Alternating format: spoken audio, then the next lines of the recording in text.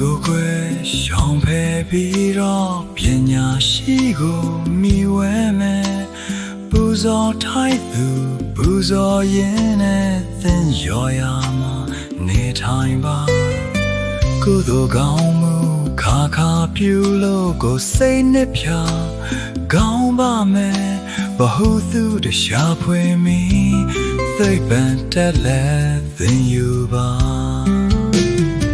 ရင်ကျေးပြူငါနေထိုင်ရင်စကားကိုလည်းကောင်းရမယ်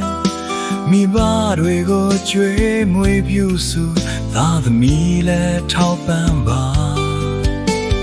တက်သေးလိမ်မာလို့ရွေလို့ဘေကံစွန်ကျဲလူတော်မယ်တရားဆယ်ပါအခါခါပွားဆွေမျိုးကိုလည်းချီးမြှောက်ပါအများကောင်းကြိုးရွယ်ဆောင်ဖို့မကောင်းမှုလဲဝေးရမယ်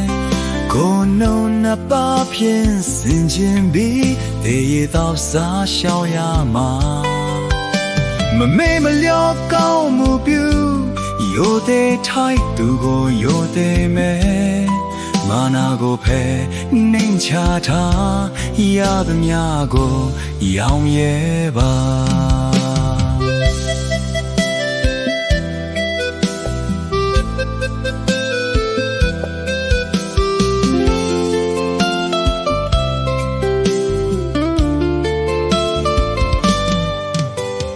ယေရှုရှင်ကိုသိတဲ့ပြီး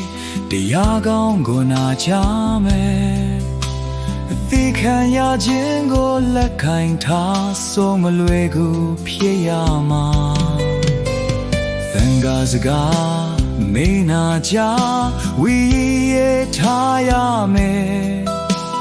မြတ်တော်ခြင်းနေစဉ်ခြင်းသစ္စာလေးပါမှတ်ထားပါရဟတ်တဖို့ကိုမျက်မှောက်ပြုကိုလောကဒဏ်တရားမဖြတ်ဖွာမယ်ဆိုရင်ကြောင့်ကြ